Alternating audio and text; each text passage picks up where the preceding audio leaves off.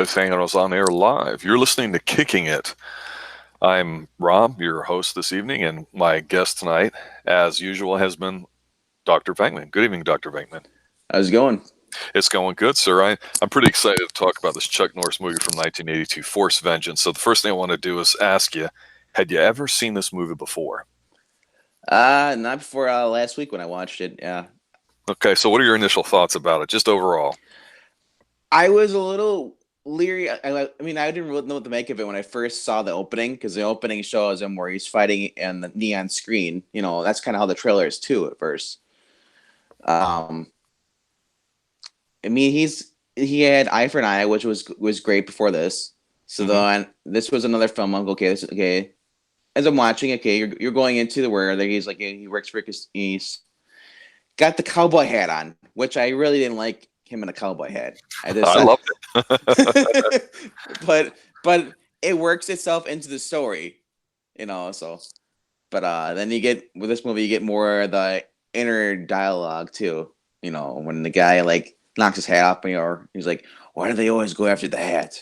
You know. Well, it's integral to the film, absolutely. You Yeah, can't yeah. every other Chuck Norris film's got to have the inner monologue, the voiceover, Yeah. which I absolutely It's love. not as bad as the Octagon, where he repeats it like 15 times. But You mean it's not as good as the Octagon? it's a matter of opinion.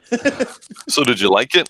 Love it? Hate it? I What? thought it was good. You know, I mean, it is not. It's not like, you know, if you're expecting to be this like, you know, like Delta Force or Missing in Action, where he's just, you know, with the machine gun every you know, through most of the film. No, this is him playing. He's basically what would you say? He works He's a for collector. yeah, like a loan It's shark like Rocky collector. Balboa in a way. He works for, well, Yeah, doesn't really work for the mob, but he works for a mob boss and well, mob boss. He works for casino. a casino, and he's collecting monies from people that refuse to pay up. Yep. Yeah, because the trailer is, I agree with you, it wasn't very good in general, other than the imagery of it.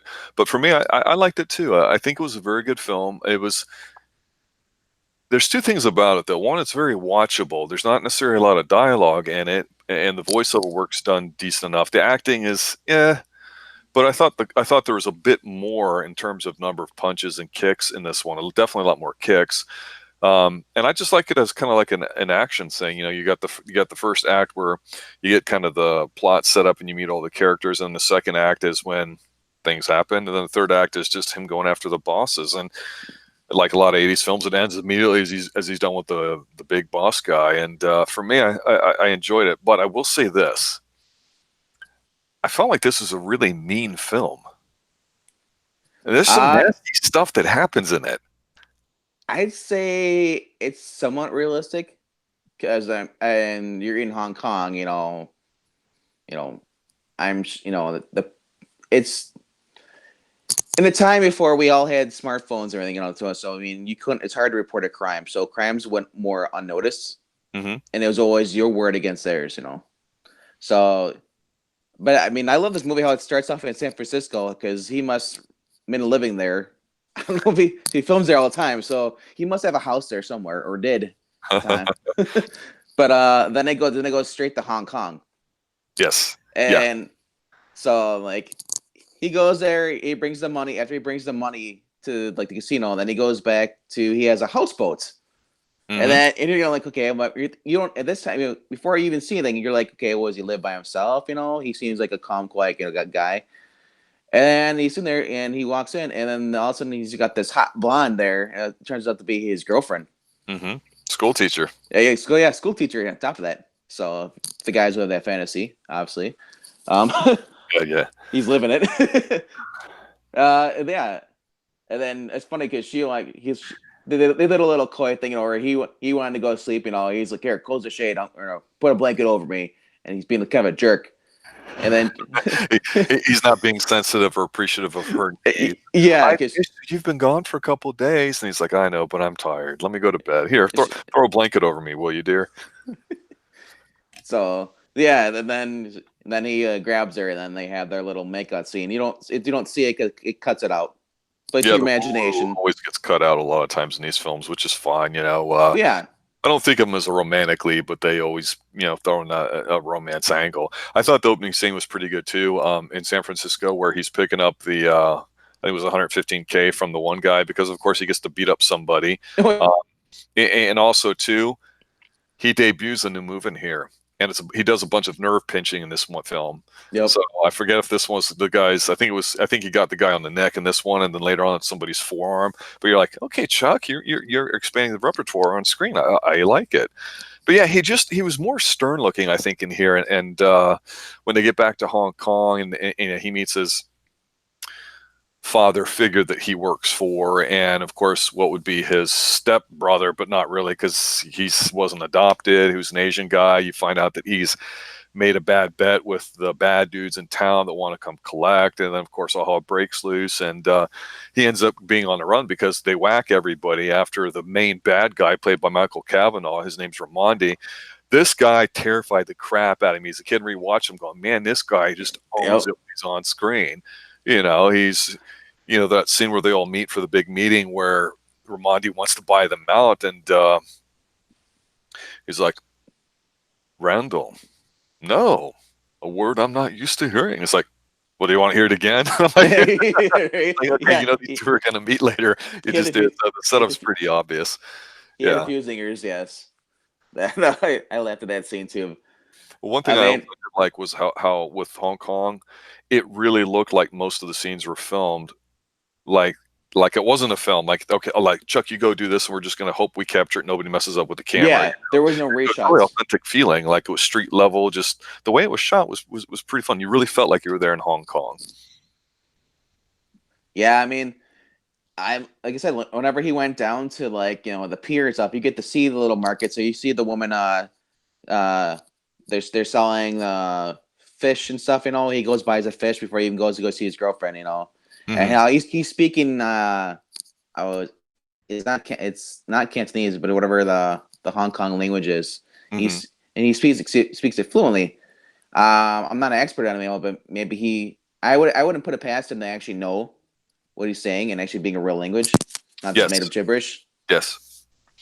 Yeah, and for the political part of this movie was back in the early 80s, so you're in a situation where Hong Kong was its own sovereign territory, but with not getting too historical here, but I think it had to do with World War II, one of the wars. In 1999, it was going to, the ownership of it was actually going to go back to China. So Hong Kong is like Singapore, is known for kind of being a capitalist haven where they've got very few laws, very few regulations. Their growth really skyrocketed. You could go there and make a lot of money. And that's kind of the whole discussion they have there. It's almost like a pro-capitalist argument there. Hey, it's my own, casino. I started it with, $900 in my pocket and have done everything since and done it the right way. And here comes this big corporation trying to swallow them out. That's really the essence of the movie. But it's interesting because it really becomes almost like an action film rather than an adventure film for the second act, because there's a third person in the family that he's associated with, and she's part owner, but she's like a swinger. She does her own thing. She's not really involved, but he goes and rescues her. They're on the run because he gets set up by a dirty cop. So what's weird about this movie is you've got an evil, bad French cop who's an international guy. You've got his best buddy from the military, a black dude. So all these people are getting killed. His girlfriend, school teacher, gets raped to death. The Asian part of the family ends up surviving, but not after being brutalized herself. So basically, the gay guy he beats up in the swinger hotel when he's getting the one woman. I'm like, wow, this dude's pretty. Oh, he's effeminate. Oh, he's gay. That's what that means when you're watching it. So it's like every possible non-straight white Christian male representation here gets their ass beat. He even beat, the old man at the end, who's the big boss guy, gets it. So I'm going, man, this Chuck's really spreading the violence around to everybody who crosses him in his film, and they just show it. I mean, it's just his demeanor looks very stern in this movie. I don't know why. I'm not complaining, but I'm like, okay, it's not dark. It's kind of hard looking too. So, I mean, right after his girlfriend, is brutalized and murdered, he finds her there, and his best friend's back's broken, and just before I believe he dies.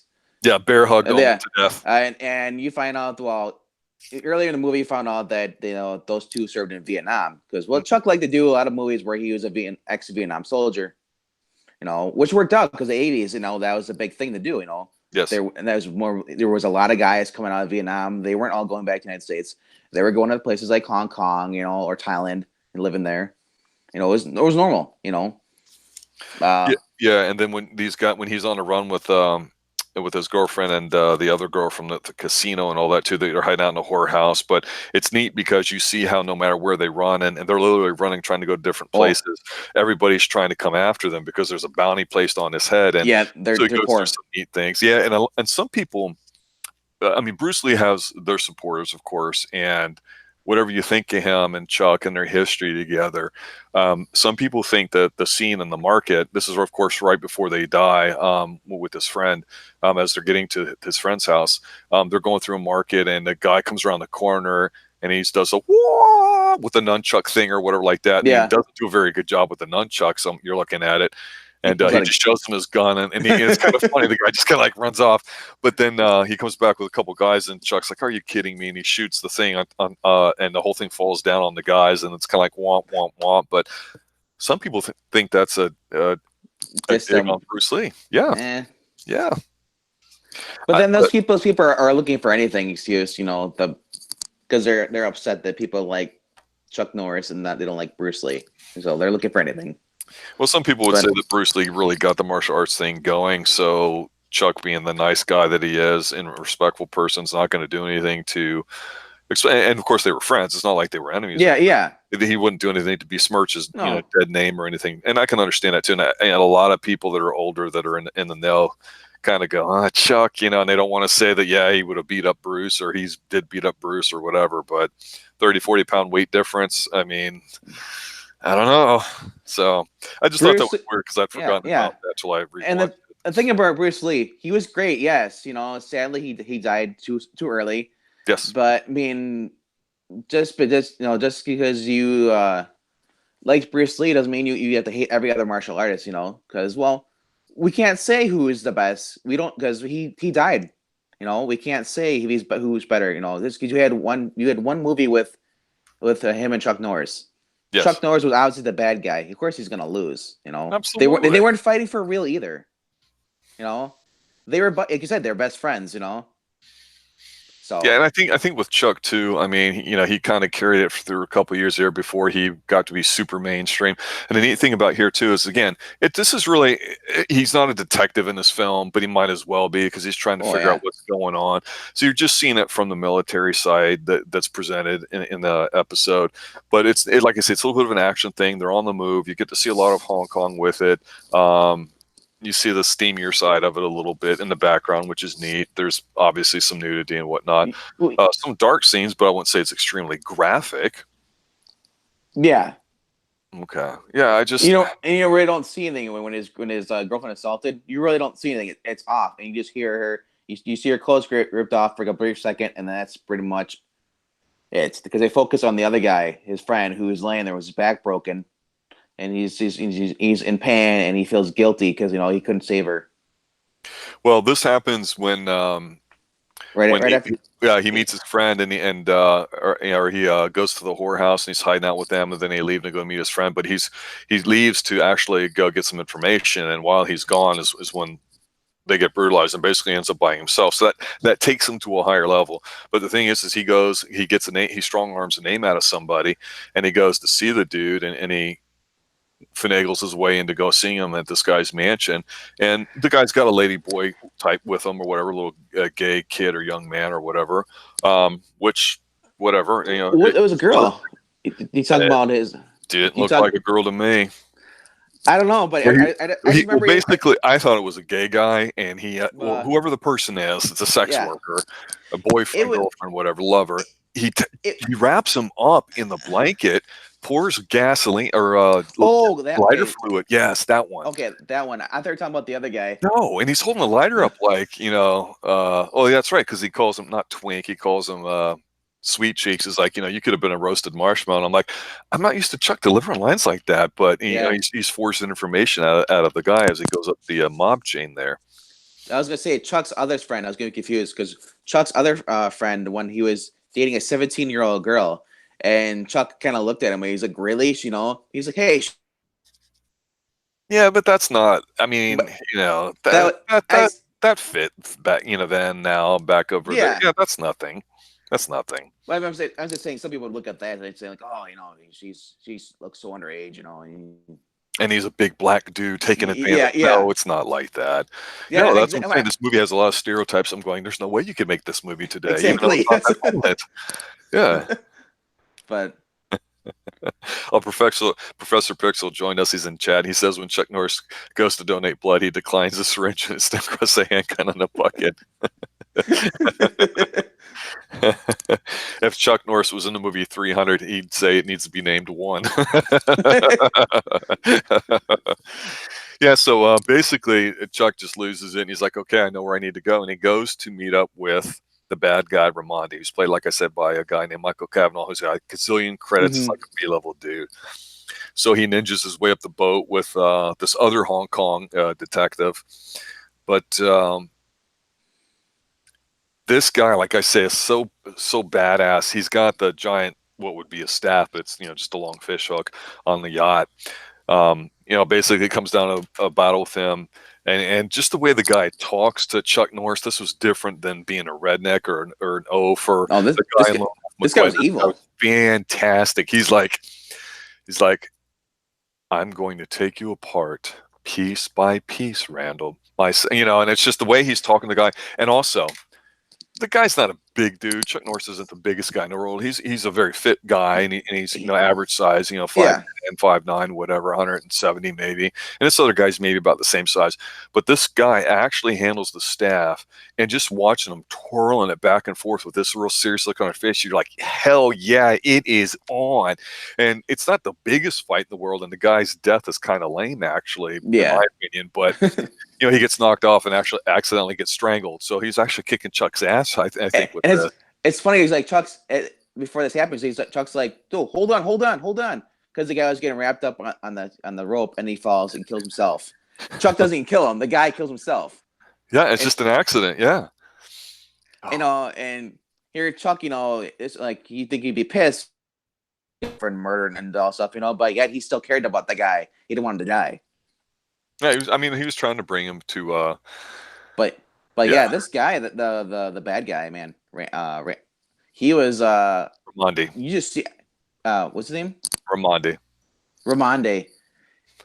Just when you first meet him and throughout the movie, you see him. He's just like the evil rich guy. That's the vibe you get from him, and he's just basically like a kingpin, in the Daredevil season 3. How he's just like got everything planned out, but I mean, he's like, but still, you don't trust this guy. If you saw him, I wouldn't trust him at all. I'd be freaked and hell because he's just comes at that cold stare. Yeah. He elevated the movie to me, and actually, yeah. I don't always think that the third act has to be the best act. A lot of times, I almost like a setup to a movie, or sometimes the second act. So, but to me, in this film, because right about here we're in the third act where he's going up, he takes the yacht to the island where Ramondi's boss actually happened to be his father, or I should say bastard father, because he's the bastard son, which you're like, okay, that's just an easy throw in just to tie things together. And you're like, what? This really, really old Asian dude that runs this whole Hong Kong mafia thing on. You're like, really? But you're like, okay, whatever, I'll accept it, because he ninjas his way up the hill, takes a couple guys out. And then there's some karate scenes in there too. What did you think of that?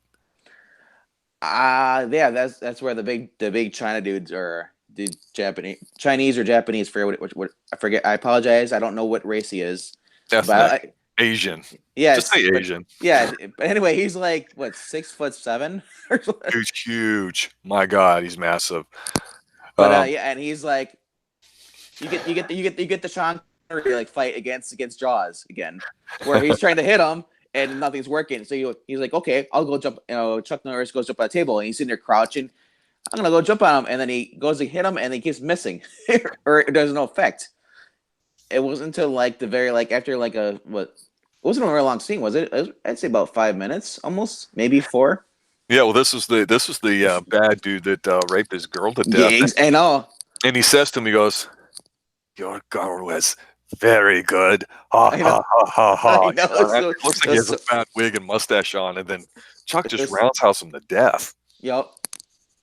Actually, Chuck Norris kind of doesn't win the fight. He's getting his ass beaten. It's a pretty decent fight, and Yeah. the old dude's sitting in a wheelchair watching cartoons and cheering on the big bad guy. So Chuck roundhouse kicks him, and he kind of falls through and lands down. And he looks up, and this giant piece of glass throws down, and it just like almost severs his head. And that's how the guy dies. I'm like, But really? like you said, the old dude was cheering him on. He's like, "Kill him! Kill him!" That's all you hear with the old guy. The whole fight scene. Kill him! And this So guy's in a wheelchair with the IV dripping. He's like, "Kill him!"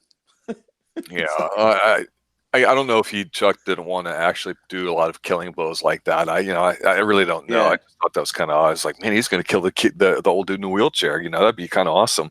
Yeah, it's just kind of a dark movie with some of those things, but it's fun. It's not like depressing. It's pretty gritty actually, and it's different than like Lone Wolf McQuade, which is just kind of cheesy over the top Yeah. Western nonsense. This one's it's watchable. There's not a lot of dialogue. The inner dialogue's fine. The acting's so. Cavanaugh is really great in it. It's not his best. It's not his worst. Who knows? I guess. I mean, we haven't really talked about ranking him, but basically that's the end of the movie. He meets up with the Hong Kong detective that was helping him out on the boat, and they say, "Yeah, we put him in the Institute for the Criminally Insane." But And I'll say this though. It's not as action packed. Like you said, it's not full machine guns and people getting blown away by explosions, stuff like that.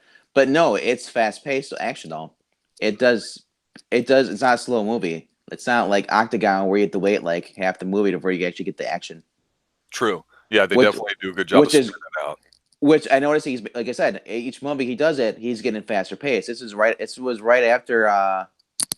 Was this? No, yeah, it's right after Eye for an Eye, which set the pace for as the action. So that's when it gets more action, and then as you follow through his movies, yeah, it gets more and more action, and it's faster paced. So Well, for me, there's three scenes that stand out. One I already talked about. That's the fight on the boat with Michael Cavanaugh. That's just good stuff to me. Because again, it's not a karate movie. It's an no, action movie that has karate in it, and it's basically almost like a detective where you're finding stuff out. I'm totally fine with that. But then you have the other two scenes. One where he's trying to go into the one hangout of a bad dude, and there's a couple thugs with guns standing around the car at night, and he's on top of this small building. He runs and he jumps up, and you see the camera posing on him as he does his like super kick in the air, yelling "yeah," and he drops down and takes him out. But then, of course, the scene is a scene that I tweeted out earlier, which is in the trailer. Trailer's not very good, by the way, but the movie's pretty much the trailer, so whatever. But it's where he's fighting silhouetted against this giant neon sign, and it's like him and the two girls are walking up these stairs, and then this big guy steps out, and then so Chuck like takes his hat off and hands it to the girls, and he's completely black like a cartoon shadow, and then they have this slow motion kind of fight, and that's like the introductory credits, and it's also a point in the film where they do it, and then at the end they kind of review some of the fight scenes as the credit rolls. That was a standout scene. I really like that. It's very visual. So everyone that says, "Oh my God, Spectre," or whatever it was that had not Spectre, I guess Skyfall had the fight there with James Bond. No, Chuck Norris did it no, nope. Like I said, this was great because he's like in front of like a advertisements neon screen, and it's all in slow motion. They slowed it down. When you actually watch the movie, it's sped up, so it's not as long as when you first see it in the trailer. Right. But I gotta ask because we're pretty much at the end of the film, the end of this cast. But the question I've got to put on the table for you, I've never asked you this before. Favorite Chuck Norris move? oh man, I do love the roundhouse kick. I mean, That's what he was known for. and then yeah. But man, he does do the scene where they have the camera always pan on where they show him and he's punching the guy in the face. You get the point of view of the guy getting punched. Mm-hmm. You don't really see that much at all when you see people doing that. It's usually a side view or a back view. But Well, here's the thing. His roundhouse, by this point, it's his finisher.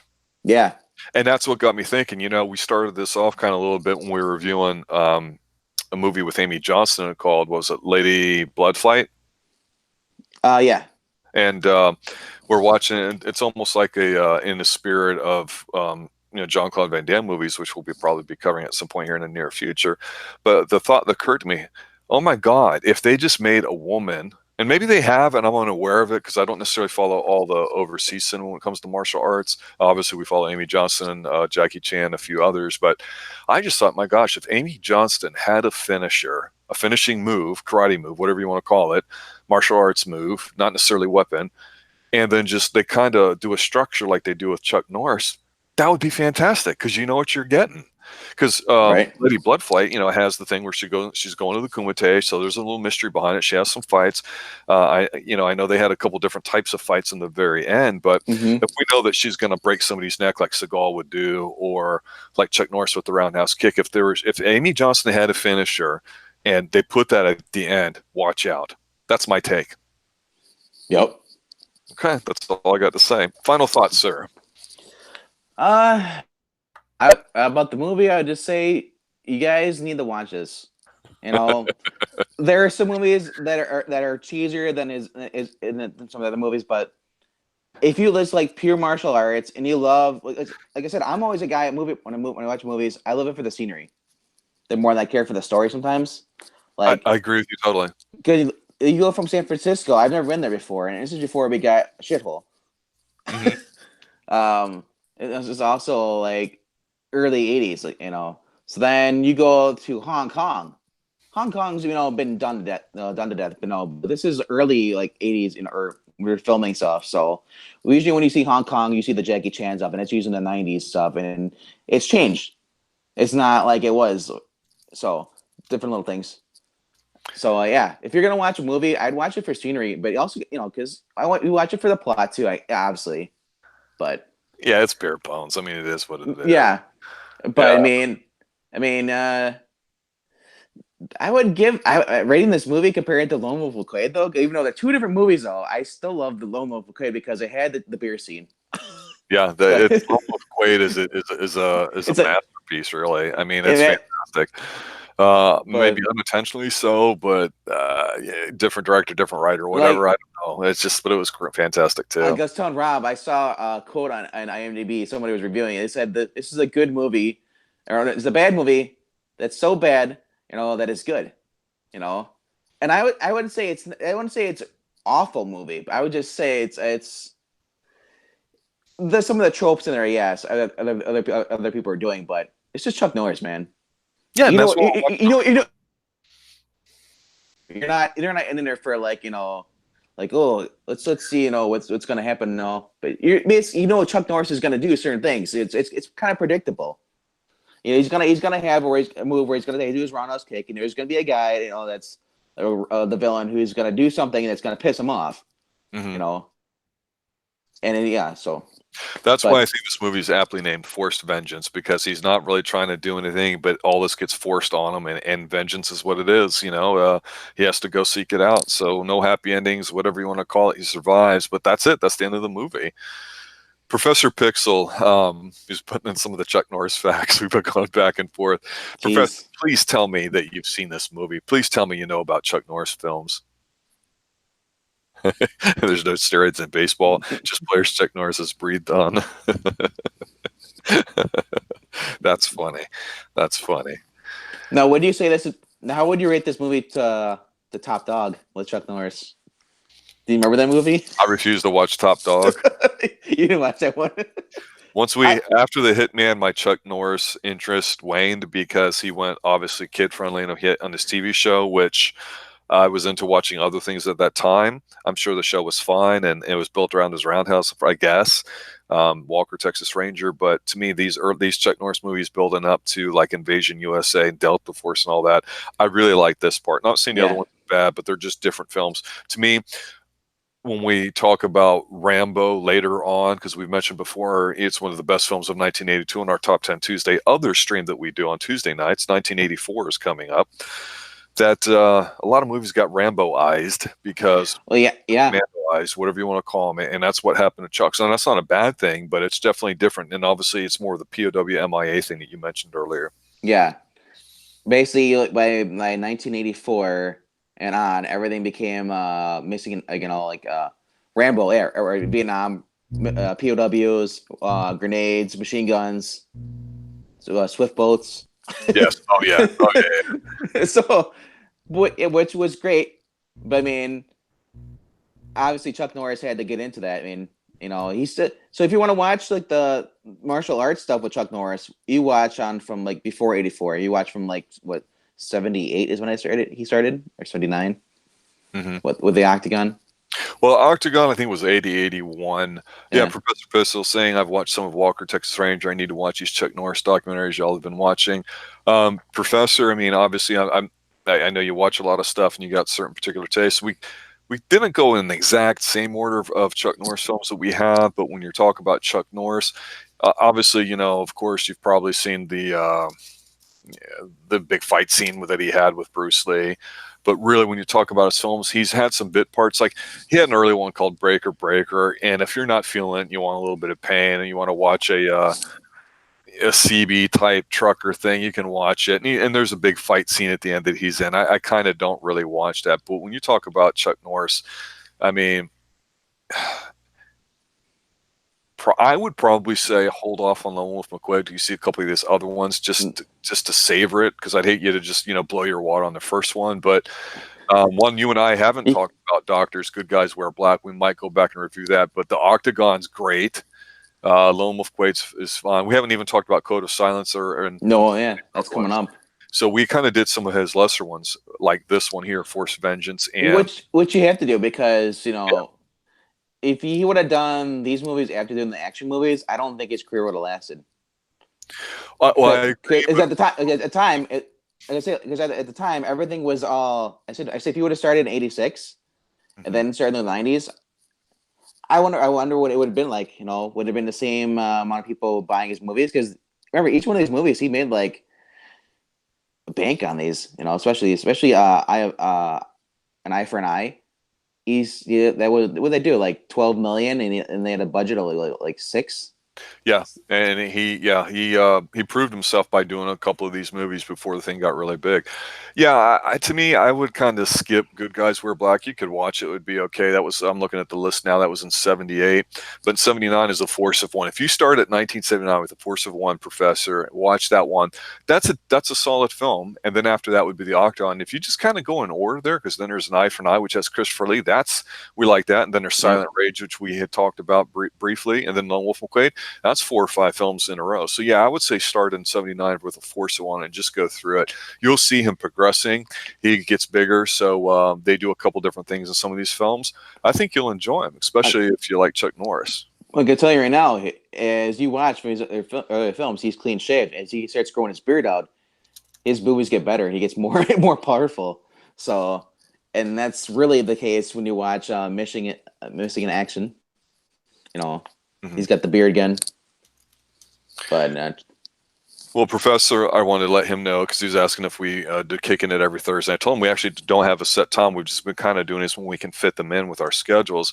But I'll be on vacation for a week. I think that maybe next Thursday, Friday, we'll do it. But we'll usually post it like a day or so ahead of time. So, Professor, and of course, everybody listening, I like to tweet out some of the stuff about probably the next film we're going to do, because sometimes we decide at the last minute. Sometimes we have it planned. It just depends. But yeah, Chuck Norris has been a lot of fun. And after Chuck Norris, we're going to move on, probably do JCVD, maybe some Dolph movies, but probably actually some stick with the martial arts guys of the '80s. On the top 10 Tuesdays, we've been focusing on best of '80s films on our other stream, and then on Extreme Movie Show on Sundays is the flagship show where we cover a lot of different topics. So the '80s right now we're really focusing on Tuesdays and on these kicking it. So Chuck Norris goodness is what it's about right now. The best way to follow us, basically, if you're not sure, just click the notification bell. Especially if you have a mobile phone, smartphone, click it on there. You'll get the mobile alerts. Pops up whenever we go live.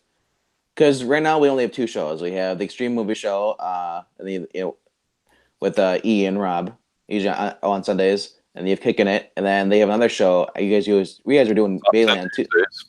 Monday's yeah. Actually, Box Office Bloodbath. Yep. That's a new one that he's been doing. I've been doing the Chin of the Week. So really, that's about 5 different shows. We're just trying to figure out which ones are going to stick and on which days and the formats.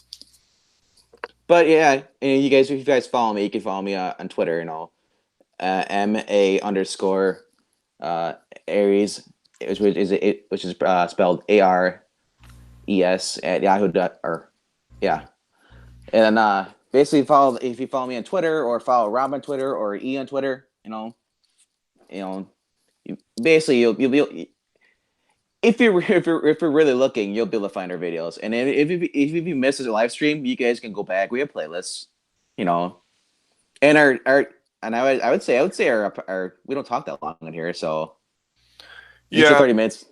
but you know what? So Let's for as far as the films, as far as what we're going to be covering, I'm looking at the list that he's got now. Um, the one I'm actually the least familiar with is the one in 1978 called "Good Guys Wear Black," and I'm wondering if that would be worth doing it because after that, it's going to be big ones, Invasion USA and whatnot, where he really changes. So to me, there's different phases of the Chuck Norris canon, and this early one here where he's just got a little bit of action and martial arts in it is pretty good. Um, let's do it. Good Guys Wear Black is the next film. we can do that. I have to go watch it again. Yeah, this one I have not seen in quite some time, but I've been rewatching these. But it's got Ann Archer in it, and James Franciscus too, who I forget what he was in. But Jim Backus, you'll know him from Gilligan's Island. Yeah, he's got some people in there. He's always has some solid actors. Oh, Jim, you're talking Rich about. dude. Yeah. Okay. Yeah, I hope it doesn't suck because I've enjoyed the other ones. So, Good Guys Wear Black, Professor. Book it. Good Guys Go. That was before Eye for an Eye, right?